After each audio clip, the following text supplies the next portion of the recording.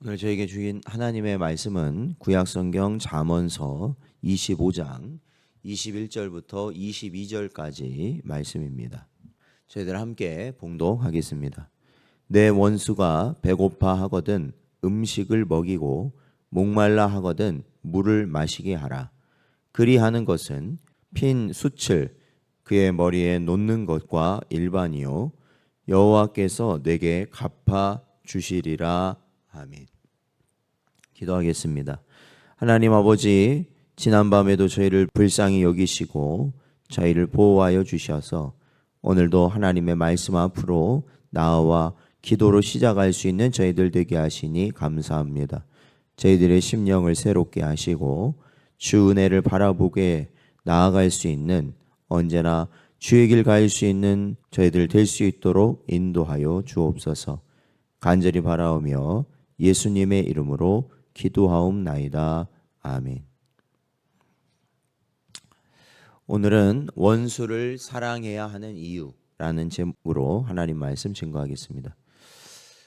오늘 본문 말씀에서 원수가 공경에 처했을 때 이를 기뻐하지 말고 오히려 이 사랑의 감정으로 돌보아 주라는 것입니다.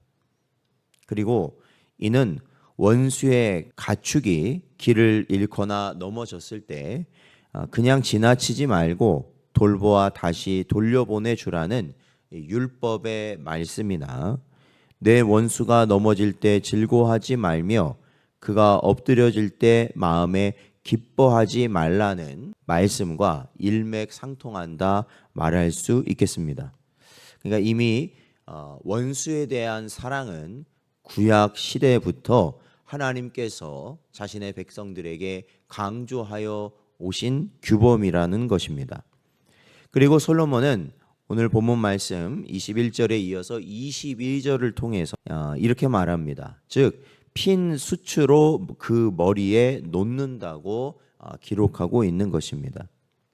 즉 일면에서는 이 부분을 원수에게 행한 사랑의 행동이 그의 마음에 핀 숯처럼 뜨거운 이 감정을 일으켜서 그 마음이 변화되도록 하거나 스스로의 행동에 수치심을 느끼도록 하여 이 참회와 회개를 유도한다. 이렇게 해석할 수도 있겠습니다. 이는 사울이 다윗의 인애와 이 관용 앞에서 자신의 잘못을 인정했던 일을 생각하면 이 또한 그리 틀린 말은 아닙니다.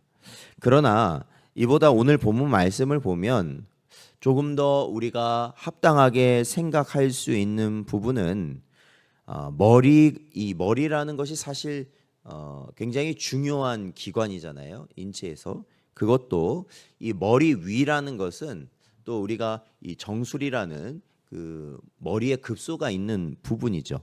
그런데 그곳에 뜨겁게 타오르는 숯불을 올려놓는다는 것은 사실은 가장 무서운 복수요 준엄한 심판이라고 볼 수 있는 것입니다.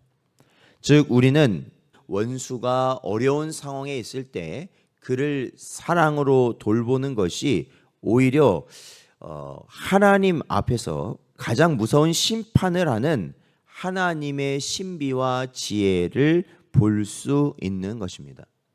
물론 그렇다고 해서 우리가 원수를 갚겠다 하는 그 마음에서 사랑을 베풀라는 것은 아니죠.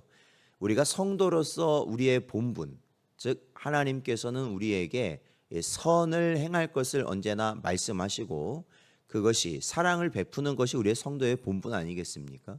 그래서 누구에게든지 사실은 원수에게까지도 우리가 그 일을 마땅히 감당하라는 것이고요.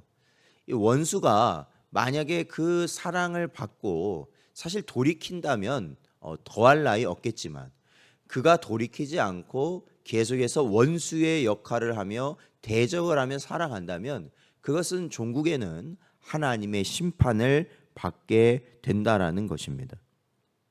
성경에서는 하나님께서는 이 소자에게 떠준 냉수 한 그릇도 기억하시고 이 상 주시는 분이라는 것을 우리에게 분명히 말씀하고 있습니다.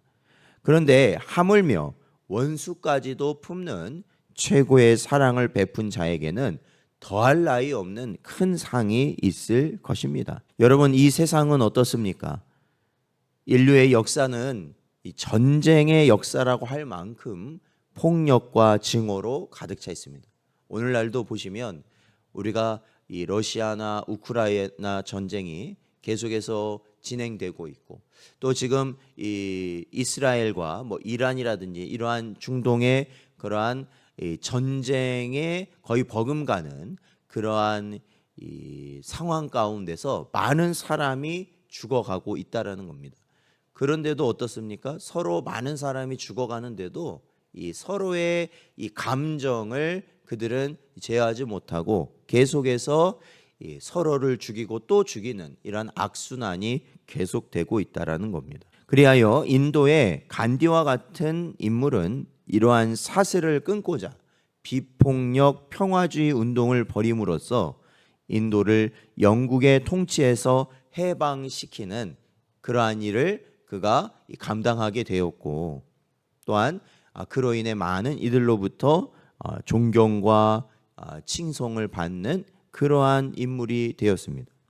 그런데 성경을 보면 하나님께서는 당시의 백성을 향해 단지 뭐 비폭력 정도가 아닙니다. 그러니까 뭐 싸우지 않는 정도가 아니라 원수에게까지도 한없는 사랑과 자비를 베풀라고 말씀하시는 겁니다. 그리고 실제로 우리가 이러한 원수를 향한 온전한 사랑, 심지어는 자신의 생명까지도 버리시는 그 사랑을 누구를 통해 우리가 분명하게 볼 수 있냐면 예수 그리스도를 통해서 볼 수 있는 것이죠. 그리스도께서는 당신을 못 박는 자들을 위해 기도하셨습니다. 로마의 군인들로부터 의인이라 칭함을 받으셨고 하나님의 아들이라 인정을 받으시기까지 하신 분이 주님이십니다. 또 원수된 우리를 위해 십자가를 지심으로 사탄을 정복하고 수많은 성도들로 하여금 목숨까지 바쳐 충성하도록 만드신 분, 그분이 바로 예수 그리스도이십니다. 그러므로 사랑하는 성도 여러분, 우리는 세상의 악에 대해 승리하는 길은 이 같은 모습으로 악과 폭력을 행사하는 것이 아니라 오히려 그러한 자들에게 한없는 사랑과 자비를 베푸는 것이 바로 성도의 본분이라는 것을 우리는 언제나 잊지 말아야 할 것입니다. 그리하여 세상의 악에 대해 가장 무서운 심판을 시행하는 동시에 완벽한 승리를 거두고 하나님으로부터 최고의 칭찬과 상급을 받는 자들이 되어야 될 줄로 믿습니다.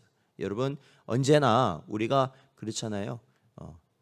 요즘도 이 올림픽을 하면서 우리나라 선수들이 많은 메달을 따는 모습을 보게 됩니다. 근데 그들이 그 힘든 운동, 그러니까 그 힘든 훈련을 어떻게 이겨냈겠습니까? 그것은 오로지 메달이라는 목표를 향해 그들이 나아갔던 것이죠. 저와 여러분도 마찬가지죠. 우리가 이 땅을 살면서 원수에게 선을 베푼다는 것이 얼마나 어려운 일인지 잘 압니다. 아니, 그렇게 되지 않는 것이 정상이죠. 그러나 우리가 하나님이 우리에게 허락하실 이 상급을 바라본다면, 그렇죠, 칭찬을 소망한다면 우리는 반드시 그 길을 가야 한다는 것입니다. 오늘도 우리에게 주신 말씀을 잘 마음에 새기시고 오로지 주의 사랑으로 언제나 승리하는 여러분 되시기를 주의 이름으로 축원드립니다.